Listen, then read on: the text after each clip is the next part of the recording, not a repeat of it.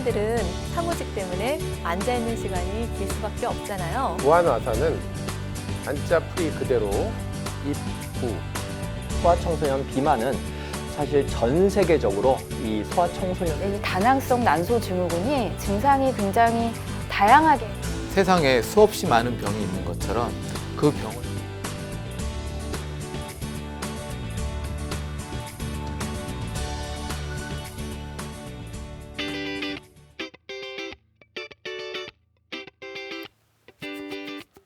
안녕하세요. 건강보감 한의사 김경태입니다. 오늘은 알레르기 비염의 한의학적 치료법이라는 주제로 말씀드려보려고 하는데요. 날씨가 쌀쌀해지면 아침 저녁이나 실내외로 옮길 때 재채기부터 하시는 분들이 계시죠. 대표적으로 알레르기성 비염 환자인 경우가 많으십니다. 초가을부터 겨울까지 일교차가 커지면 어김없이 줄줄 흐르는 콧물과 재채기로 한바탕 고생을 하는데, 특히 요즘같이 마스크가 필수인 시대에는 코를 풀거나 기침을 하는 것도 주위의 눈치가 보이지 않을 수가 없습니다. 오늘은 이렇게 알레르기 비염의 원인과 심각성, 그리고 알레르기 비염의 원인 물질과 민감성 여부에 대하여 말씀드리고, 또 알레르기 비염의 한의학적 치료 원리와 간단한 지압요법 2가지 정도, 또 야간 코막힘을 예방하는 방법과 알레르기 질환을 관리하는 방법을 자세하게 설명드리려고 합니다. 그럼 오늘 강의 시작하겠습니다.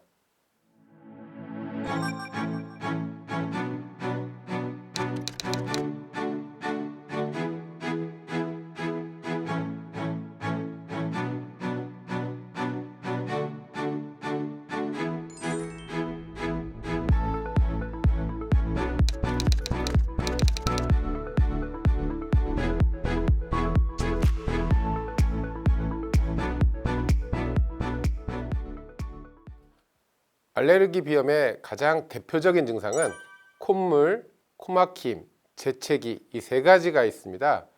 증상이 가벼운 사람은 환절기에 1, 2주 내로 비염 증상이 호전되지만, 어떤 분들은 겨울 내내, 더 심한 분들은 1년 내내 비염 증상을 달고 살기도 합니다. 특히나 우리나라의 생활 환경이 서구화되면서 공해, 인스턴트 식품, 각종 화합물질 사용의 증가로 인해 알레르기로 고생하는 환자 수가 과거에 비해 상당히 많습니다. 현재 추정되는 국내 알레르기 환자 수는 600만 명 이상이며, 성인의 약 10%, 어린이의 약 20%에서 나타나고 있는 것으로 알려져 있습니다. 이런 알레르기 비염의 원인과 유발 질환 등 심각성에 대해 좀 더 말씀드리겠습니다. 알레르기성 비염은 특정 외부 물질, 즉 일명 항원이라고 부르는 물질에 대해 코 점막이 과민 반응을 일으켜 염증이 생기는 질환입니다. 그 결과 코가 간질간질하고 재채기가 연속적으로 나오고 물 같은 맑은 콧물이 줄줄 흐르고 코가 막혀 숨쉬기가 곤란해집니다. 자주 코를 풀게 된다거나 하는 불편함이 더 중요한 몇 가지 이유들이 있습니다. 몸에 들어오는 산소 중 20%는 뇌에서 쓰게 됩니다.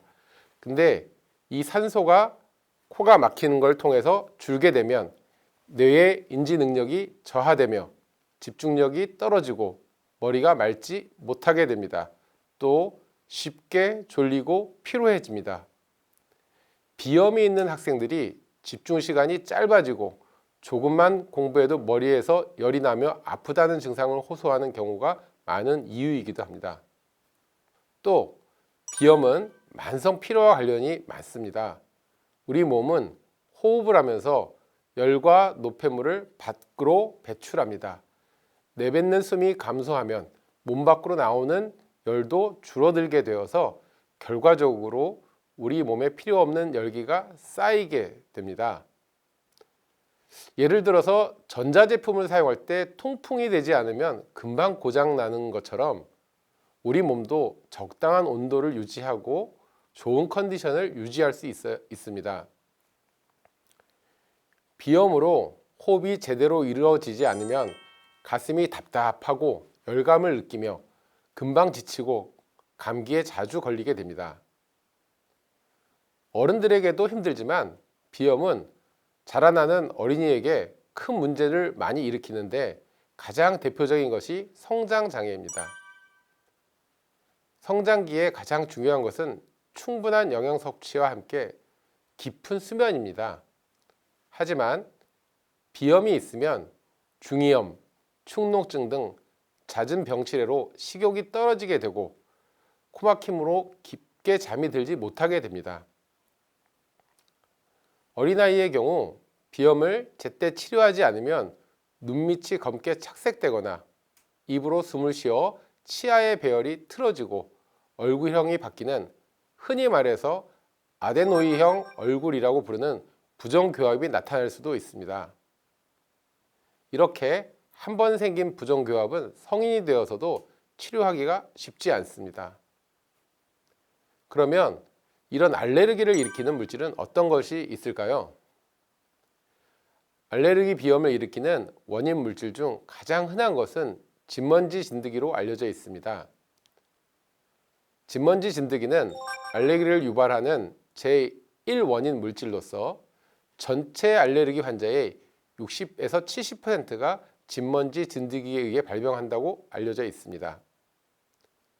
정확히 말하면 진먼지 진드기에서 떨어져 나온 몸의 일부나 배설물 등을 사람이 호흡기로 흡입하면서 알레르기 질환이 유발된다는 것입니다. 따라서 알레르기 질환을 예방하기 위해서는 진먼지 진드기의 서식처인 소파, 카펫 등을 가급적이면 없애고 침구 관리에 세심한 주의를 기울여야 합니다. 이외에도 우리가 먹는 모든 식품도 일종의 보면 알레르기를 일으킬 수도 있습니다. 그 중에 알레르기를 가장 많이 일으키는 3대 식품으로는 우유, 계란, 대두를 말하고 있고 그 외에도 간혹 가다가는 고등어, 연어, 새우, 국수, 초콜릿 같은 데서도 알러지 반응을 일으키시는 분들이 간혹 있습니다. 식품 알레르기는 주로 단백질 식품이 대부분이지만 항원성이 적은 또는 아예 없다고 생각되는 식품들도 알레르기의 원인이 될 수 있습니다. 각각의 식품은 그다지 알레르기를 일으키지 않아도 여러 종류의 음식을 함께 먹으면 강한 알레르기 반응을 나타낼 때가 있다고 합니다. 또한 항원성 식품을 소량 먹었을 경우에는 증상이 나지 않지만 계속해서 또 반복적으로 먹으면 반응이 나타나는 경우도 있다고 합니다. 같은 음식이라도 조리 방법에 따라서도 차이가 있습니다. 대부분 조리를 하지 않고 가열을 적게 한 식품이 알레르기 반응을 유발하는 경향이 있다고 합니다. 진먼지 진드기나 이런 식품 외에도 먼지, 꽃가루, 곰팡이, 동물의 털, 담배 연기, 찬 공기, 매연 등도 알레르기를 일으키게 됩니다. 너무 많은 물질과 식품들이 알레르기에 반응을 하죠. 이렇게 알레르기가 되는 물질들은 우리 주변에 너무나 많아서 어찌 보면 피하거나 관리할 수 있는 상황은 아닐 겁니다.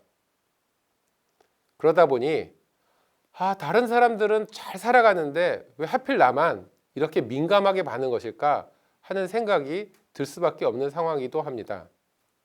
일단 알레르기성 비염도 다른 알레르기 질환과 마찬가지로 부모님으로부터 물려받은 유전적 요인이 크게 작용을 합니다.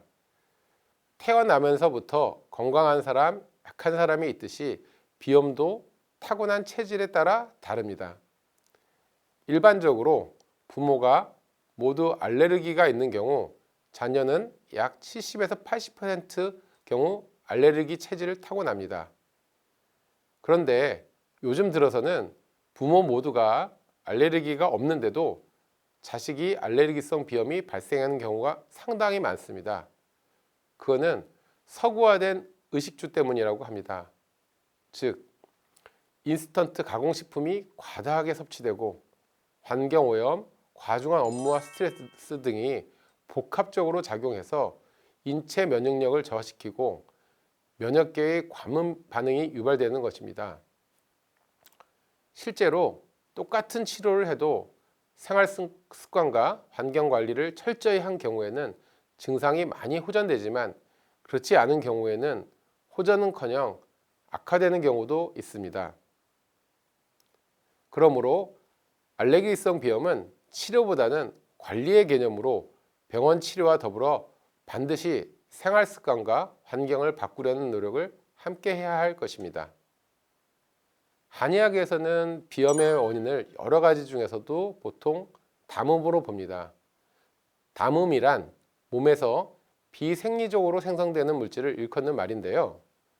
담음은 필요 이상의 체액이 몸 밖으로 배출되지 못하고 체내에 남아 각종 병을 일으키는 것으로 몸이 피로하거나 소화 기능이 떨어지거나 면역력이 약할 때 더 잘 생기는 경향이 있습니다. 한의학적 비염 치료에서는 이 담음을 몸 바깥으로 배출시키고 외부 환경 변화에 인체를 보호하고 적응시키는 것을 주관하는 장기인 폐, 그 폐의 기운을 강화하는 치료를 하게 되는데요. 이렇게 하면 알레르기 비염에 크게 도움이 됩니다. 다만 주의할 것은 역시 알레르기성 비염은 유전과 체질의 영향을 많이 받는 질환이기 때문에 치료 기간도 조금 오래 걸릴 수 있다는 점입니다. 따라서 인내심을 가지고 치료에 임해야 하며 자신의 일상생활의 관리를 잘 하지 않으면서 그러면 치료 효과가 느려지고 따라서 일상생활 관리가 철저히 하게 되어야 됩니다.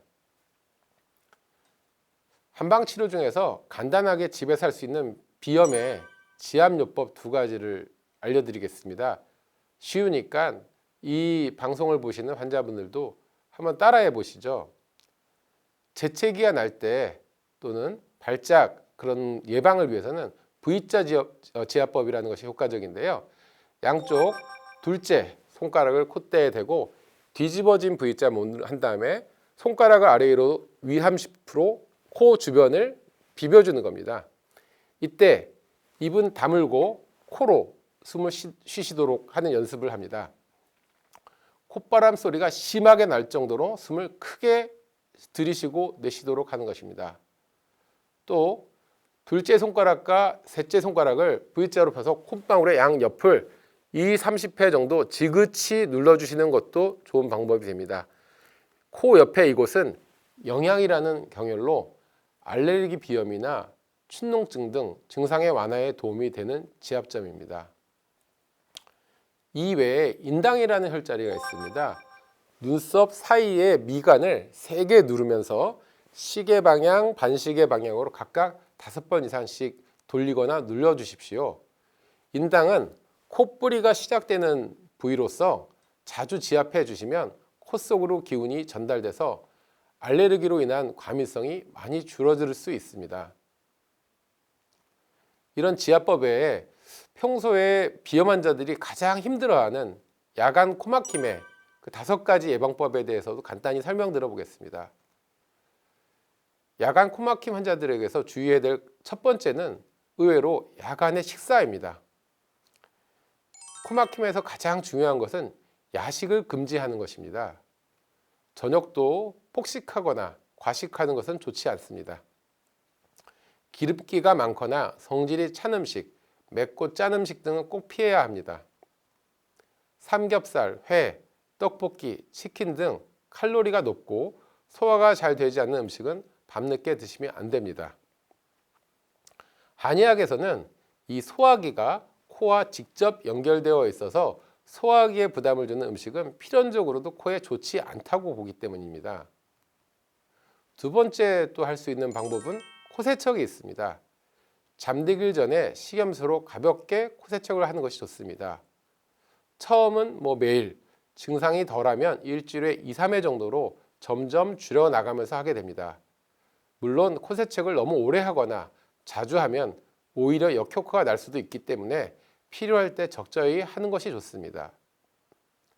세 번째로는 자기 전에 목욕이나 샤워는 조금 신중할 필요가 있습니다.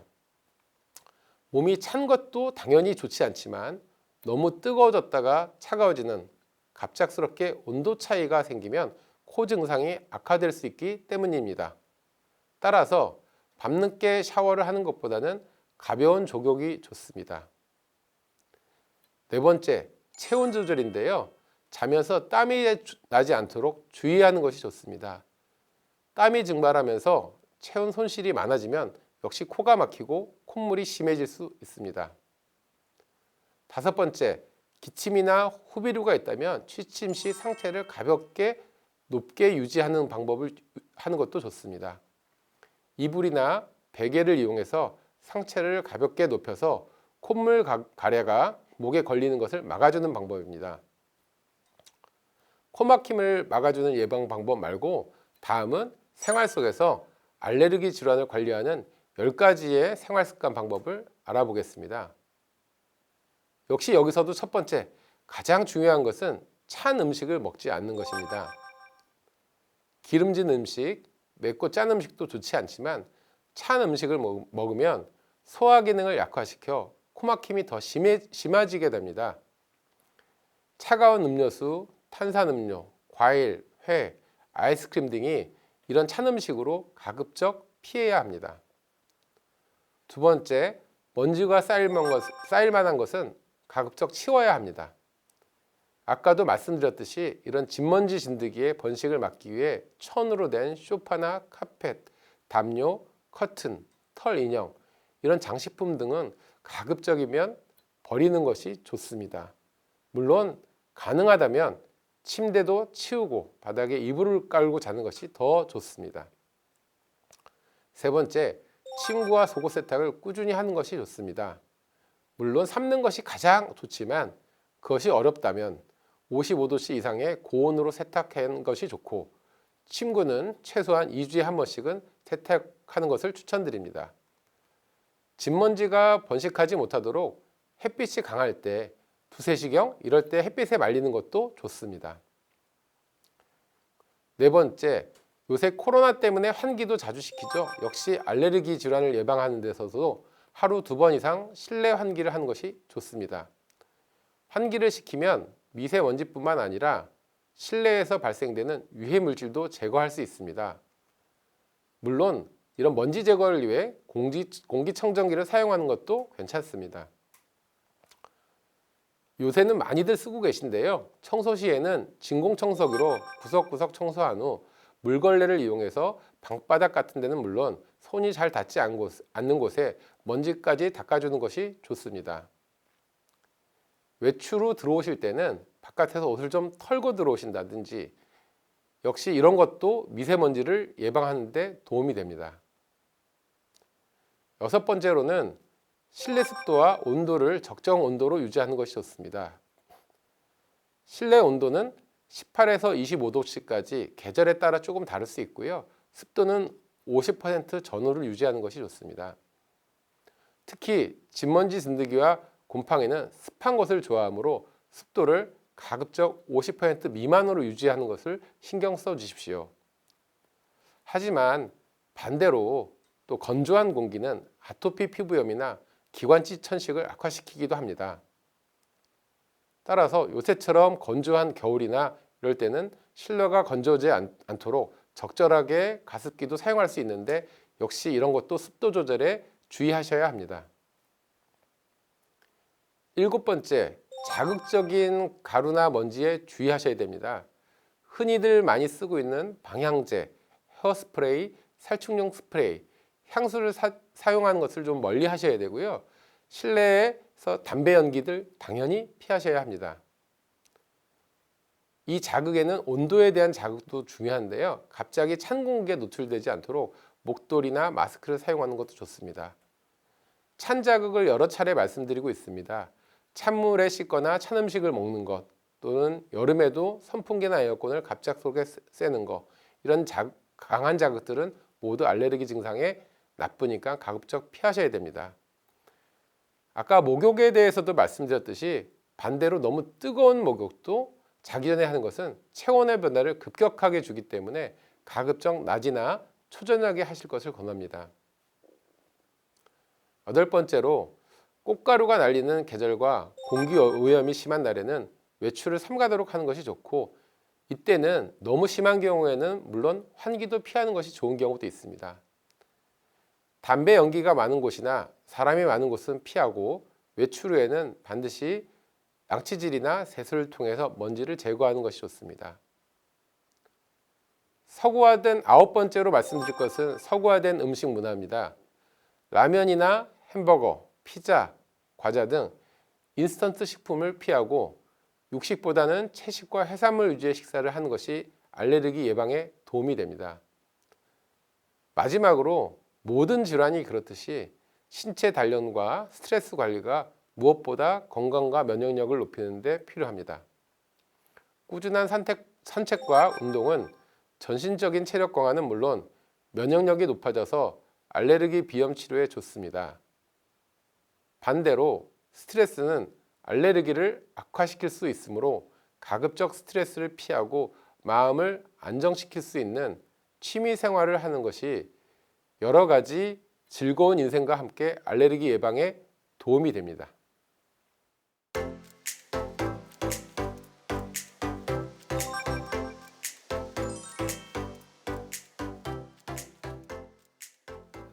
건강 Q&A 시간입니다. 오늘도 많은 분들이 알레르기 비염에 대해 질문을 주셨는데요. 그중 하나 이런 질문이 있었습니다. 안녕하세요. 30대 직장 남성입니다. 저녁에 코막힘이 너무 심해 잠을 제대로 자기가 어렵습니다. 코막힘이 심하지만 코를 푼다고 나오는 것도 아니고 자꾸 깨고 잠을 깊이 힘들어서 피로감이 너무 심합니다. 코가 너무 막혔을 때 어떻게 하면 좋을까요? 네, 코막힘이 너무 심해 잠을 설치고 그로 인해 피로감까지 너무 심하시군요. 코막힘을 빠르게 해결할 수 있는 방법은 우선 식염수 세척법이 있습니다. 식용수로 가볍게 코 세척을 하고 가글액을 이용해 가글을 해주십시오. 또 몸과 목을 따뜻하게 하는 것이 좋으니 스트레칭이나 팔굽혀펴기 운동 등 가벼운 운동으로 몸의 온도를 가볍게 올려주시는 것이 도움됩니다. 물론 한약재로 만든 비염거나 코 안에 바른 이런 스프레이를 이용해서 코 안에 바른 뒤 10분 정도 지나면 코막힘도 빠르게 줄어들 수 있습니다. 코 안에 뿌리는 양약 스프레이 종류는 자주 사용할 경우 부작용이 있으므로 가급적 자제하시는 것이 좋습니다. 여기서 제가 코 세척을 하는 몇 가지 팁을 알려드린다면, 일반적인 수돗물로 하시면 절대 안 되고 꼭 식염수로 하셔야 한다는 것입니다. 물론 이 식염수도 온도보다 체온보다 낮은 경우에는 코의 점막을 자극시켜서 코 세척하는 과정에서 눈물 나게 맵기도 하고요. 불편하니까 전자레인지 등을 이용해서 조금 온도를 높여서 손이나 피부에 떨어뜨렸을 때 따뜻한 정도로 해서 하시는 게 좋습니다. 코막힘이 심한 분들은 물론 알레르기 비염이 있는 환자들이 간과하기 쉬운 것으로 가장 명심해야 할 부분은 음주나 야식을 금하는 것입니다. 30대 남성분이라고 하셨기 때문에 다시 말씀을 드리는데요. 술은 염증을 강화시켜서 증상을 악화시키고 치료를 방해합니다. 식사에 있어서 저녁도 폭식하거나 과식하는 것은 좋지 않습니다. 기름기가 많거나 성질이 찬 음식, 맵고 짠 음식 등은 꼭 피해야 합니다. 삼겹살, 족발, 떡볶이, 치킨 등 칼로리가 높고 소화가 잘 되지 않는 음식은 밤늦게 드시면 안 됩니다.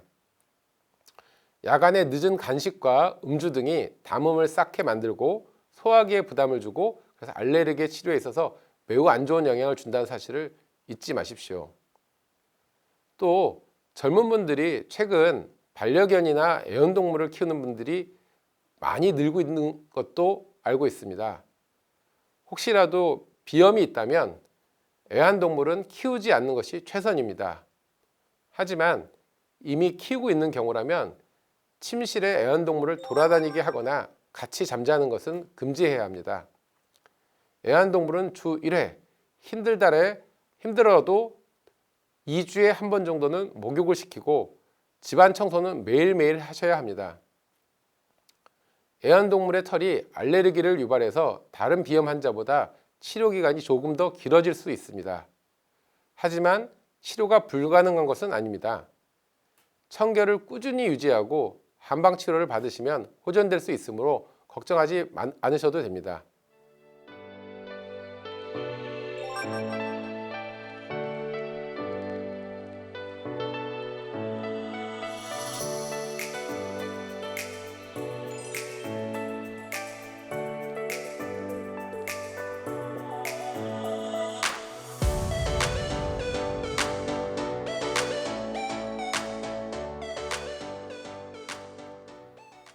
건강보감 이제 마칠 시간입니다. 오늘은 알레르기 비염에 대해 함께 이야기해 보았는데요. 강의에서 말씀드린 것처럼 알레르기 비염을 예방하기 위해서는 평소 음식 관리를 잘 하시고 환기를 자주 시키거나 침구를 청결하게 하고 생활 환경을 잘 개선해 보시기를 추천해 드립니다. 그럼 다음 시간에도 함께 하시면서 여러분의 건강에 많은 도움 되시기 바랍니다. 감사합니다.